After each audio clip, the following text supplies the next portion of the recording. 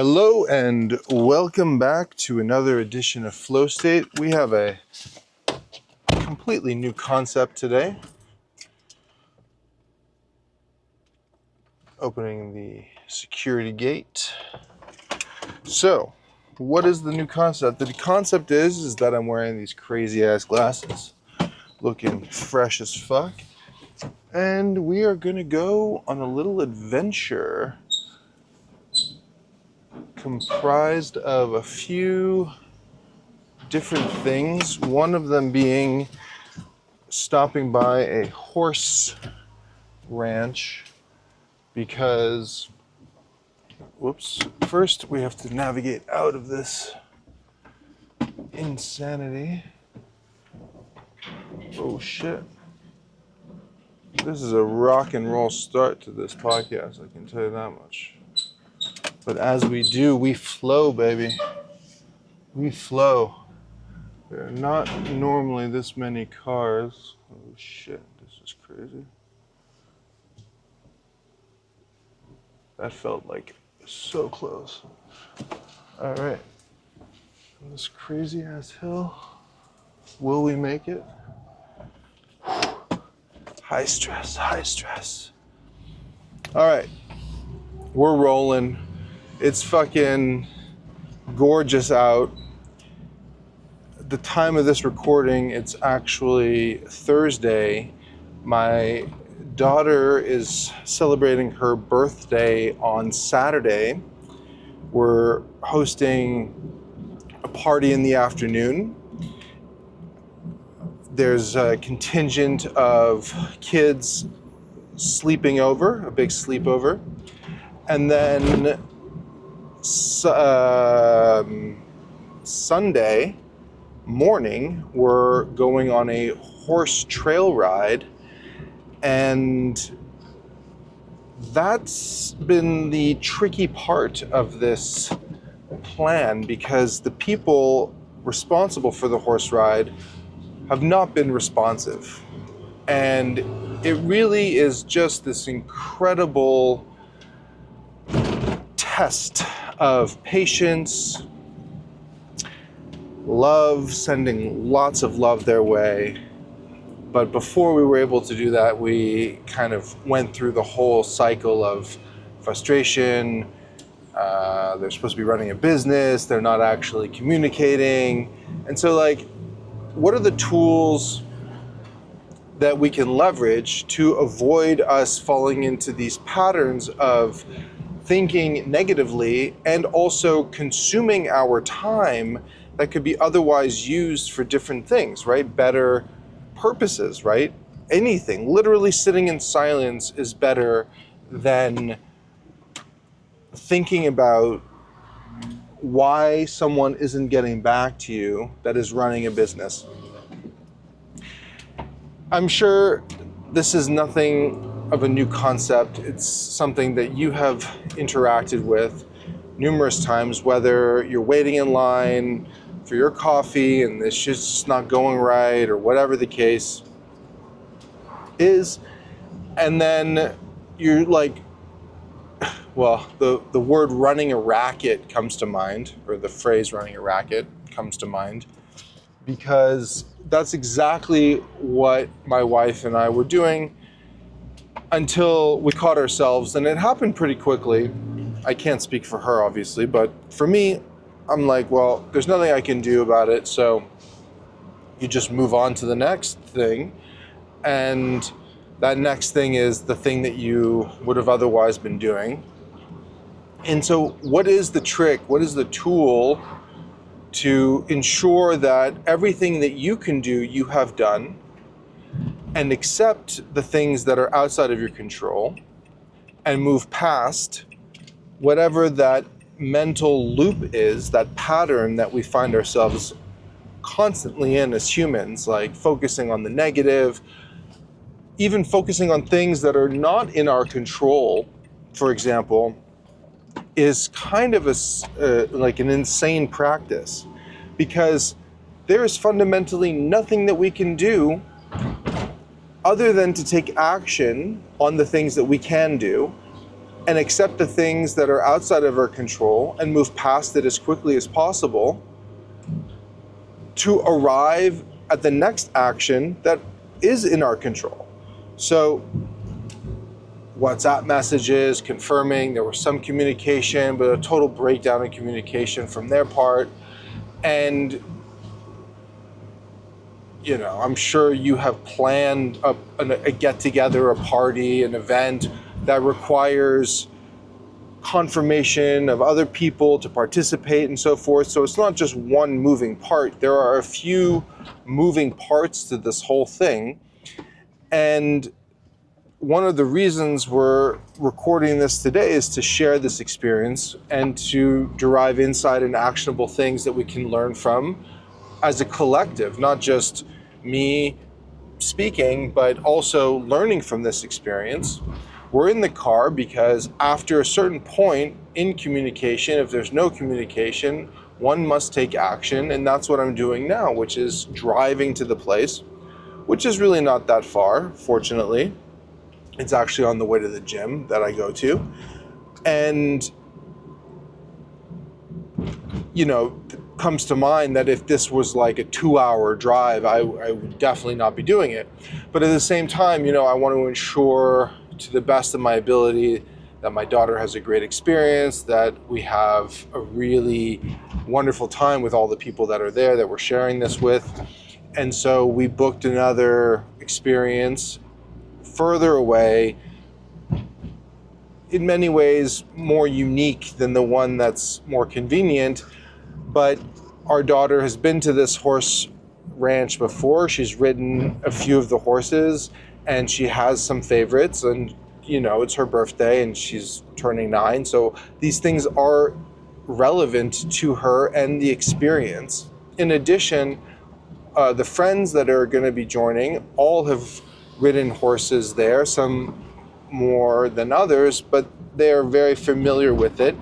And familiarity, cannot speak, familiarity. I was recording like 7 videos today, so I'm a little tongue-tied. Brings comfort and calm, and we want that in already an exciting state, right? She's super excited about this whole thing. Her birthday was actually last week. And so going to a place that's familiar, the horses, etc., on this like 1.5-hour trek up into the mountains where they're, I think they can walk, trot. There was another thing that was like after trot. I don't know. Not gallop, but gallop is pretty fast, I think, actually. I used to ride horses a little bit when I was younger, and I feel confident being on a horse now. And I just was thinking, I don't remember how fast I ever went. I never ran, that's for sure. It's fucking fast. So anyways, I thought, why not use this as an opportunity to have a conversation about it, express my thoughts, also change it up a little bit. We've been really focused on natural environment in Tenerife, and why not drive around? I know you're not really looking out into the street as much as I could set this up in a different way, but anyways, that's what it is. So it's a short drive. We're gonna get there, park. I'm gonna stop the recording, get back in the car, and then maybe we'll go find another place to continue walking. Maybe we're gonna drive to another place that I have to run an errand, and we just do it this way. Again, the whole idea of FlowState is that I press play and just see what happens. It's really unedited, uncut. I mean, I guess stop and start is somewhat of an edit, but in the most pure way possible. I'm not modifying. If you've seen me on this before, if I just kind of lose my train of thought and there's silence for 2 minutes. That is what it is. That's part of the experience. It's just more real and uncut than a polished, edited podcast. There are plenty of conversations that are recorded, but the benefit of a conversation is that you have one or more people communicating, and there's always someone in the background collecting their thoughts, thinking of something to say, as opposed to just going on a rant for an hour. It is what it is. So, what's on your mind? Drop in the comments. I would love to know, get feedback from the people enjoying or not enjoying what I'm producing, the things I have to say, because a lot of what I have read in the past has influenced what I talk about, answering questions, looking to provide value and clarity for things that are top of mind for you, and help bridge the gap between the challenge, the life situation, and the present moment, so that things don't fall back into similar patterns for the people that are active in this community, and looking to enrich their life and amplify their, what I call the human experience, for not only them, but for the people around them and the people that they interact with on a daily basis. And getting feedback from you is so vital to my being able to provide more detailed, more refined support, so that we can really cut through the noise and answer the questions that are being presented. I should also mention the school community. The engagement has been really good. We're just getting started. We're still in the pre-launch phase, so this is a great opportunity to just sign up. You're locked in at no cost for life. All the updates, all the modules, everything, which is pretty fucking spectacular if you ask me. And it was 9 years of development into a condensed sequence that will benefit all participants to whatever degree they're willing to do the work. I mean, that is undeniable. That is still at the foundation of everything, is that you need to do the work. It's just not going to be done for you. You have to be clear, present. You also need to be honest with yourself when answering the questions. There really is just the basis of the framework is that there's knowledge, and then there's questions that are being asked. And it's not me saying anything, really. It's me presenting information and asking you clarifying questions that guide you through a certain sequence, and depending on which course you're in, will provide clarity at all stages and actionable insights, but then also being able to refine your process as you go about your day and the days to come, kind of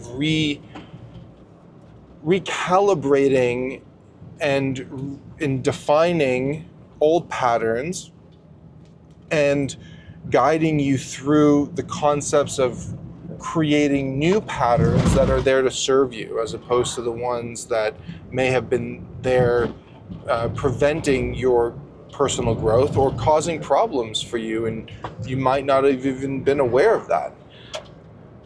You know, so much of the little nuance interactions that we find ourselves in on a daily basis really come down to how we manage our thoughts, and whether we are processing what we are going to be saying as a reaction or a response, one being conscious, the other being unconscious. And if this is not your first episode with me, you know which is which. If not, drop in the comments and I'll get back to you on that. I'd be curious to know what your thoughts are. and how we can use the things that are being presented to us as fuel for growth, calm, collected, coming from a position of power. Oh, here we are already. That was really fast. It's 15 minutes. All right. So this is a great facility, amazing horses, really nice. And, you know, it's so easy to talk shit about the people that are running this thing because they're not responsive, and especially coming from the US where it's just like bang, bang, bang, bang, bang all the time. Empathy and understanding that they're busy too, and, you know, it's like you're not the center of the universe. And so to cut that thinking right away, cut it off before it even gets started is really super important, because it's just a bunch of shit that gets you riled up, and for no good reason. All right, I'm here. I'll be back in a few. All right, are we recording? Yeah, we are recording. So there was a major weather situation here today, and that caused the entire island to be shut down, although it kind of didn't happen, actually. There was a lot of wind. There's no question. Was it warranted to close everything, to shut it all down? Probably not. So anyways, no one was here, but I did find a teacher, an instructor, and she was a little confused as to why the person responsible for all of the bookings wasn't getting back, considering it's on WhatsApp, no power went out, all this kind of stuff. So anyways, fortunately, there is another booking, but the thing is, tomorrow is Friday. The day that this podcast gets published is Sunday, but I'm recording it now. We publish every Sunday.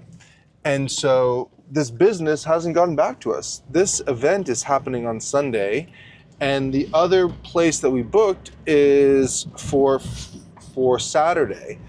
And so it really changes things. Families, you know, it's complicated. All this stuff is complicated. It shouldn't be complicated. And so then it's like, you know, the trap is starting to think negatively about or get frustrated for something that is out of your control, right? I don't know who this person is. I don't even have a name or anything. And right away, you're like, well, going into this negative pattern about, did I just go the right way? I have to go to this store to get some cake decorations. Making cupcakes, like 50 of them or some crazy number.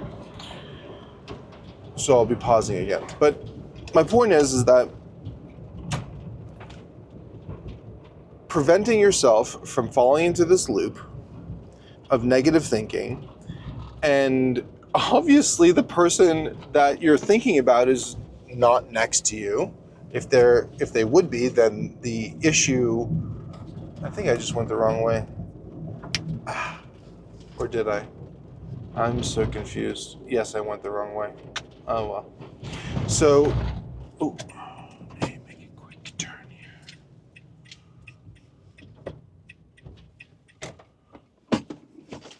Sorry, bear with me.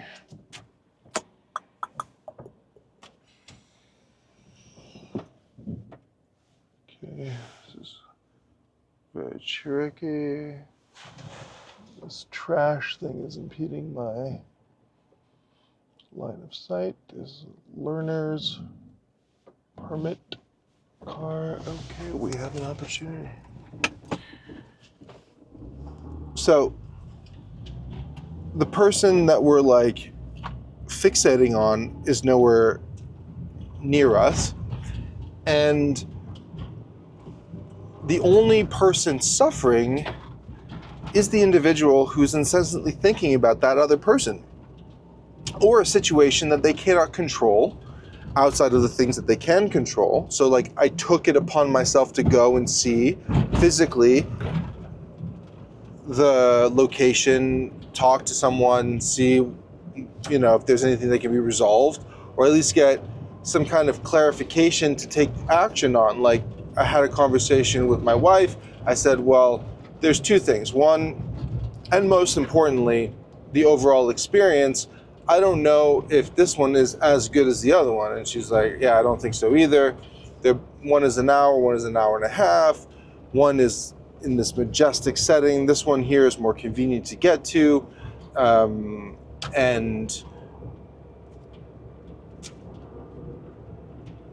not as nice because you're on a road for a little bit of time where the cars normally are, you know, all this like stuff that you then have to take time and consume what otherwise be time that you would use for literally anything else. And you wouldn't choose to be in this kind of like logistical nightmare. And in business and life, you're planning things go right, things go wrong. What are you going to do? The thing you can't allow yourself to do is to fall into the trap of the things that you can't control. And that is really the point of this FlowState episode. Releasing the things that are outside of your control and doubling down on the things that are in your control. On that note, I'm pausing again, walking into the store, acquiring some decorative items for some cupcakes. Be back. If you're feeling stuck or ready to take things to the next level, I have something that could make all the difference. It's called the 10 Steps to Everyday Action. This isn't just another download or checklist. It's a 91-day journey packed with high-impact emails, each carefully designed to guide you through building a balanced, purpose-driven life.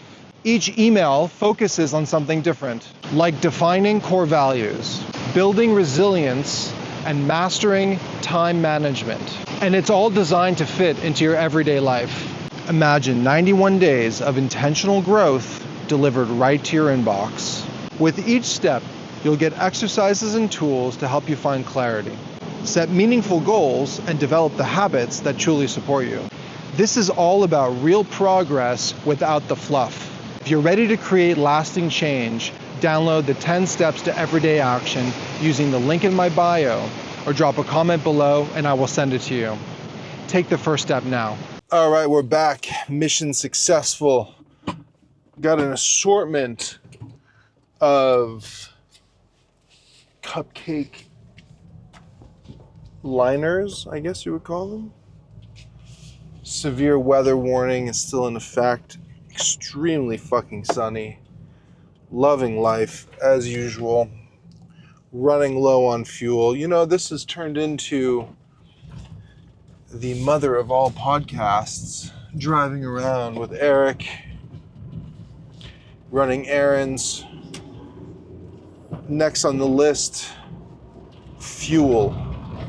One of the great things about living in Spain, I don't have a percentage for you, but basically all of them, all of the filling stations, gas stations, are full service, which is amazing.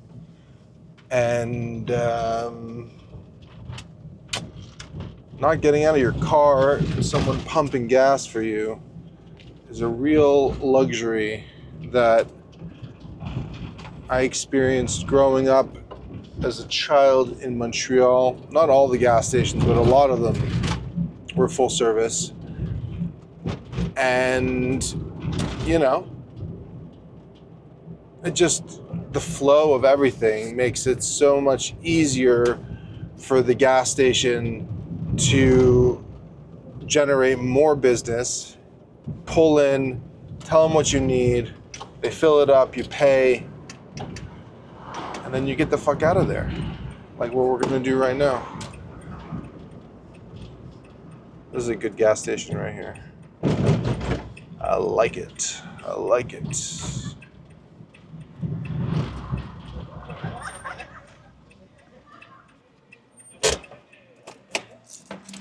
Hola, ¿qué tal? 95 completo, por favor. Let's see if the credit card machine is working. It's actually not a credit card. It's really more of like a card machine at this point, I think. Oh, my forearm's a little sore. Unfortunately, which kind of really bummed me out today, the gym was closed because of the severe weather, which where we are, which is about 200 meters above the ocean, was windy as fuck. We got some damage, no big deal. But up here, which is like more like 500 meters above sea level, I mean, it's windy, but planes are still flying, taking off, landing. You know, it's kind of funny how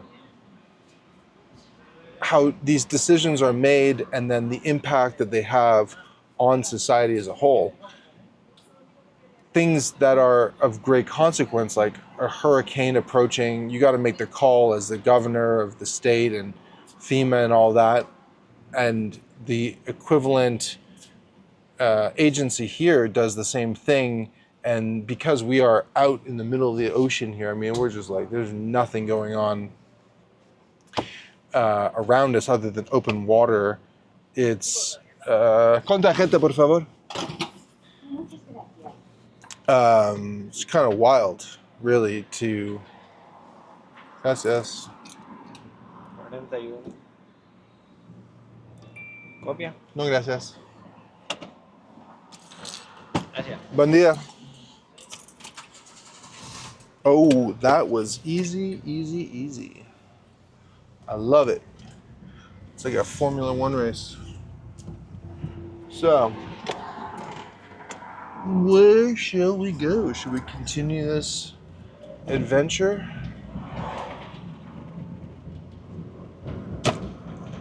We went up to Mesa Tahina last week.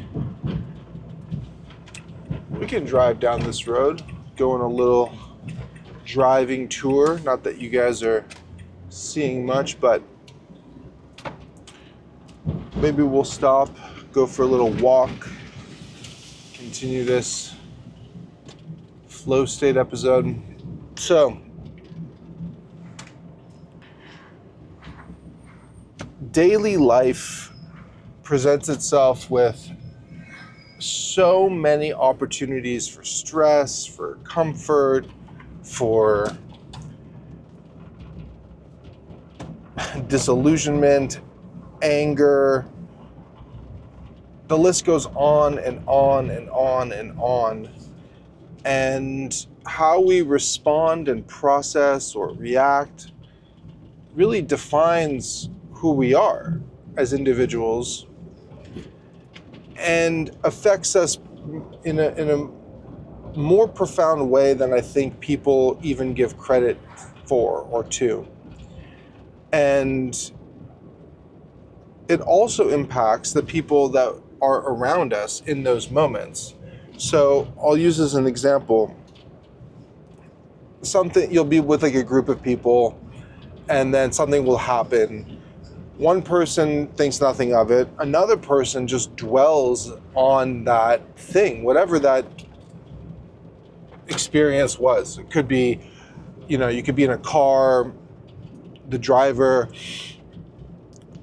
just kind of like accepting the fact that someone just cut them off and maybe a little dangerous, but nothing happened and, just it's in the past and there's nothing you can do to change it. And so why dwell on that? And then, the person sitting in the passenger seat could be just fucking on and on and on.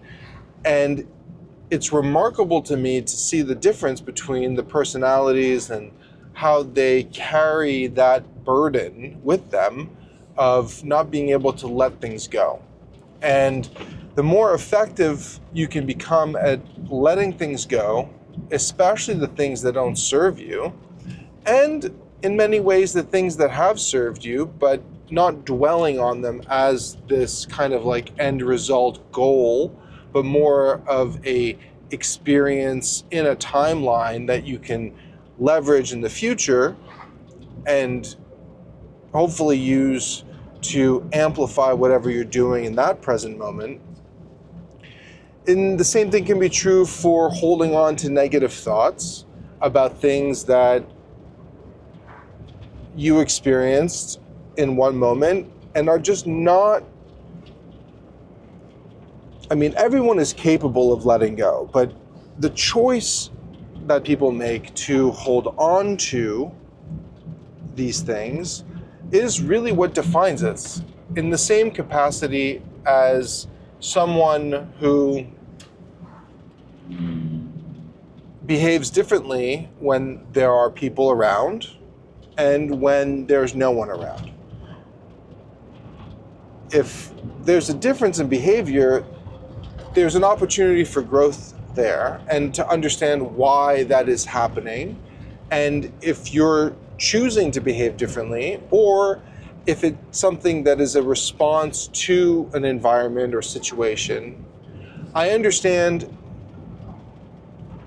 contextually going out to dinner with a bunch of business professionals is one thing than hanging out with your friends that you've known for your entire life. You're gonna act slightly different and you're gonna behave slightly different. But you know, the people that are really true to themselves are the same person. There's really no reason that I can think of that you wouldn't be true to yourself in the same way, representing the same ideas and speaking in a way that is authentic to that individual. And I think historically there was this bifurcation of ideas of, well, you are one way when you hang out with your friends and you're another way when you're with different people. But I think that's inauthentic, and I think that you can throttle certain potential extreme tendencies that one would have with a really tight group of people. But at the same time, you can hold on to those same opinions and express them differently with other people should the topic of whatever that is for those individuals come up. And I think the more we can align ourselves with our core values, how we operate as humans when no one's watching, when there's a group of people, whether you're in a private setting, a social setting, or an intimate one, that is a representation of your identity as a whole, and not succumbing to these ideas of social norms or pressures that I think is very prevalent in society, where a lot of TV represents groups of people in one light and then in another light when the context shifts.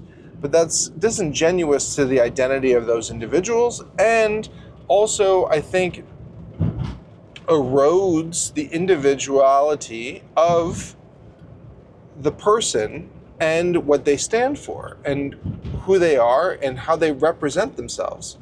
I think you can have the same conversation with two different groups of people, slightly modified, without compromising the integrity of what you're trying to come across. And I think that takes a lot of work, takes a lot of practice, and courage to be able to stand your ground and not just be a pushover, excuse me, as it comes to modifying your stance or just agreeing to agree. Because you're doing yourself a disservice. You're not really standing up for yourself when you do that. You allow for external factors to influence how you communicate, how you are choosing to participate in the world. And you know, it's not going to necessarily be applicable to everybody, but I think if people look to become more comfortable within their own skin, then all of these ideas erode over time, because you're not really concerning yourself with being different in different groups of people. And I definitely struggled with this when I was younger, because my idea of who I was professionally dealing in art and with a certain group of people was in many ways very different than how I would interact with people not in that business, socially as well. And I didn't realize how much of a negative effect it had on me, because it was literally eroding my identity without my even being aware of it. And because of that, I think I suffered tremendously in terms of social anxiety, not even fully understanding what that was at the time, or even my ability to cope with those situations, and being just generally awkward and thinking I needed to be a certain way to fit in. And all of these things are really eroding the individuality of people. And we, I think as a society, need to not focus on that, but look to amplify the unique characteristics of all individuals, and try to encourage this in all aspects of life, in business, in social contexts. Oh man, I don't know why I'm yawning. Excuse me. I am curious to know if you yawned when I yawned. Drop that in the comments. Wow, it is sunny. Whew. So,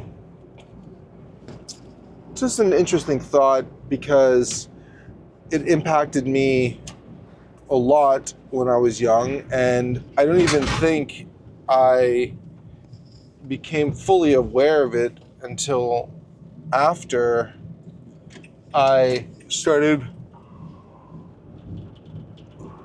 Wow, it's like a yawning situation. Until I fully started investing in understanding myself more. And I think a lot of the inputs that I was managing were external inputs, not in my best interest. So societal ideas of how one operates. And you can be a professional and be silly and wild and unique to your identity, or you could be stone cold serious all the time. And even when you're with your friends, I know some people that are just like straight stone cold, kind of like killers, hanging with the quote unquote boys, whatever, and also in business. And that's just like their demeanor, and they still have a good time and everything, but it just doesn't, it comes across as, I guess, being just totally genuine and authentic, because you know who they are no matter what. And I think that's very comforting for them as well, because they get to express themselves in their authentic way, in the way that feels most natural to them. And because of that, that amplifies how they think, the ability to be themselves, comfortable in all contexts, in all settings. And so, as we talk about this, for me, some of the things that come to mind for helping other people who find themselves in a situation where they feel like they cannot express themselves clearly is to get grounded in core values. I think when I started this concept, things became more clear to me than ever, because I knew, oh my goodness, I knew what I wanted, and I did the work required to get there. But before that, I guess I thought I knew what I wanted, but I didn't actually know definitively, because I didn't do the work in a structured way that amplified my path from fuzzy to clear.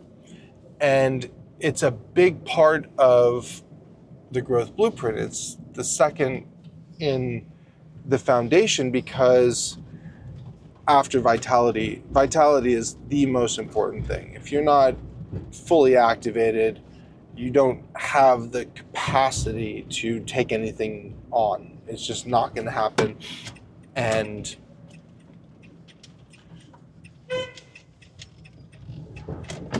well, was that for me? What's going on?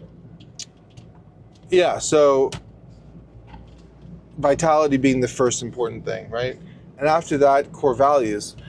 And understanding and dealing with where you are in the present moment and knowing what you want and how to operate on a daily basis is the thing that allowed me to get clear in terms of how I interact with the world, how I process thoughts, how I see myself, and tap into my own power by having clarity. And that is really at the foundation of going through that process, is getting clear on what and how you want to be in life. That's going to be very different for everybody. Everybody is individual. Everybody has different opinions, beliefs, thoughts, patterns, all of those things. And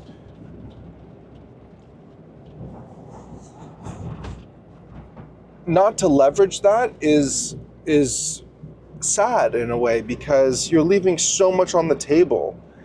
And there's all this untapped, unrealized potential in all of us. And things get really messy if we're not clear on what we want.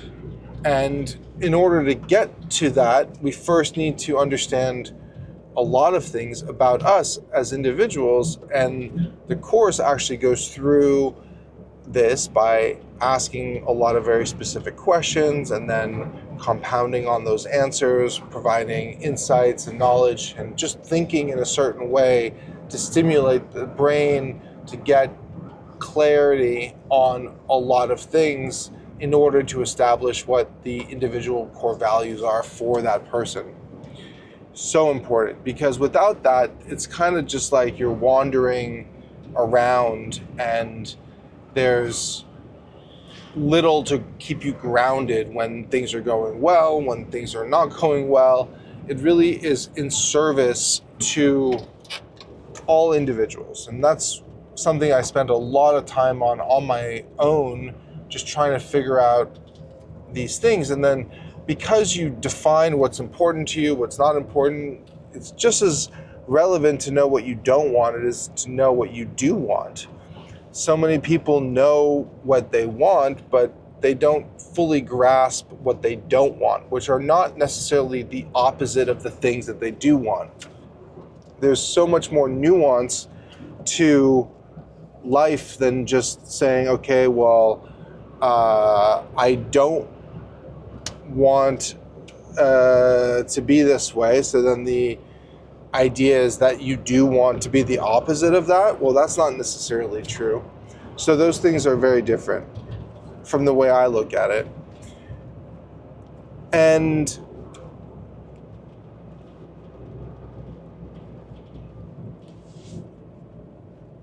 tying it back into practical tools,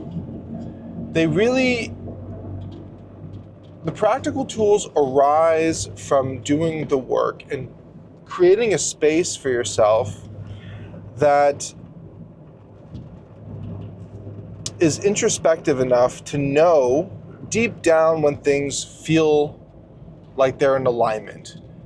And that's also part of this process. It's not an easy one because it really requires a lot of thinking and just being and sitting with the answers and reading through the information and taking action on it. But the end result is crazy powerful because it brings levity and clarity to something that I think is just generally cloudy. So the only way to do it is to do the work. And that's true for most things in life. Nothing, there's certain aspects that may come naturally to certain people. They're just like open and they say, okay, well,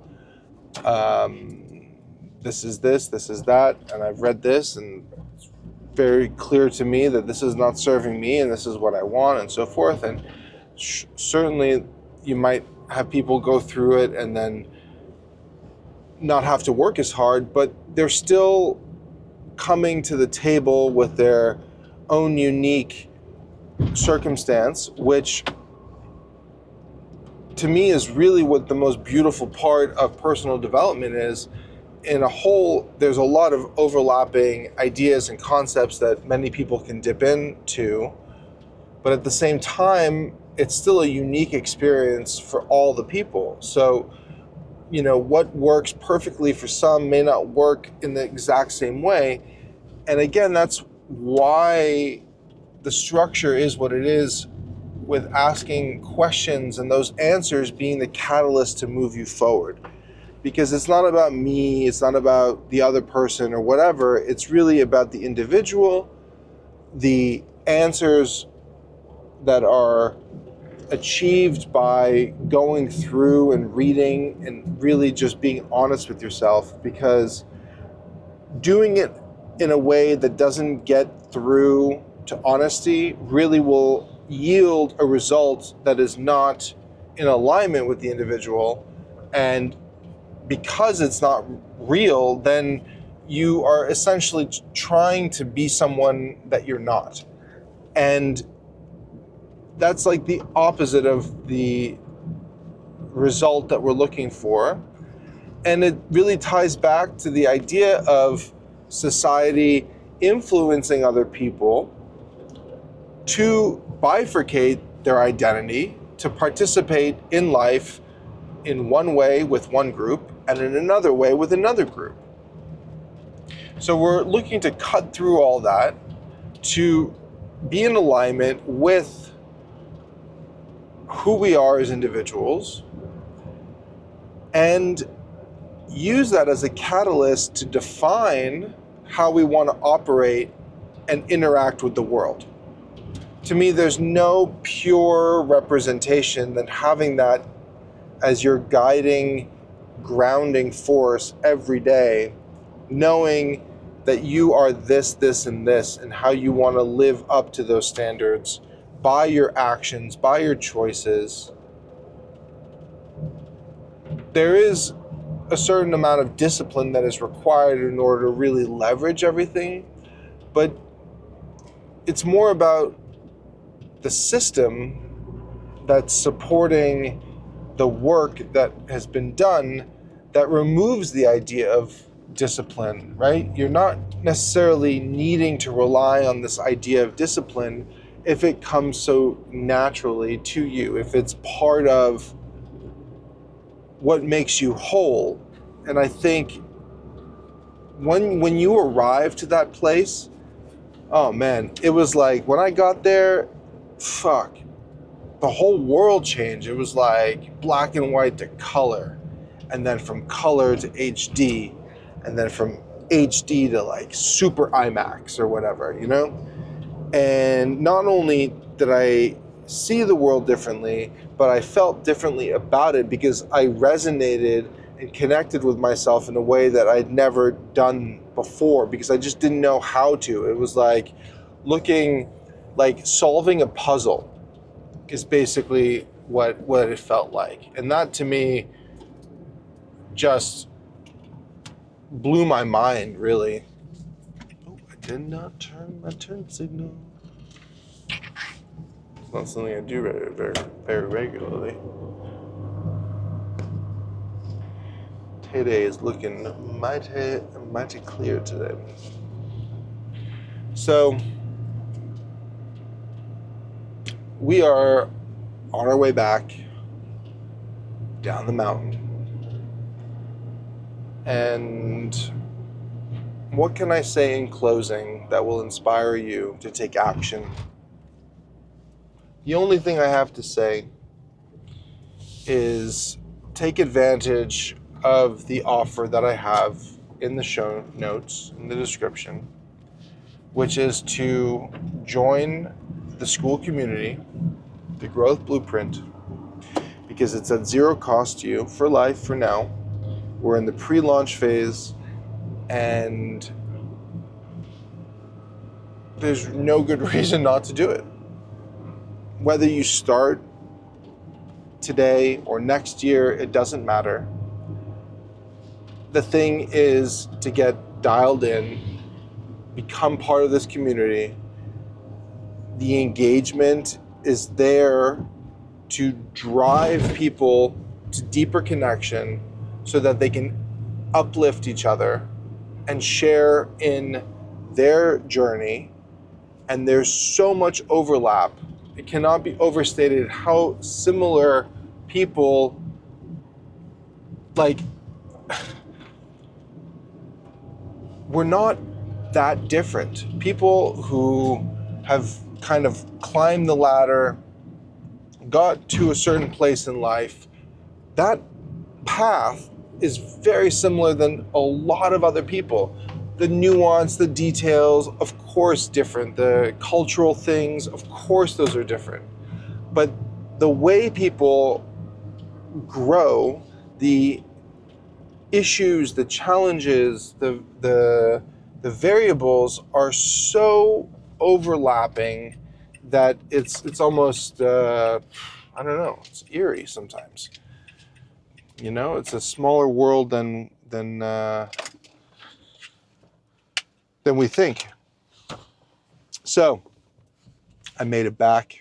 I hope you guys have a wonderful, empowered day, week.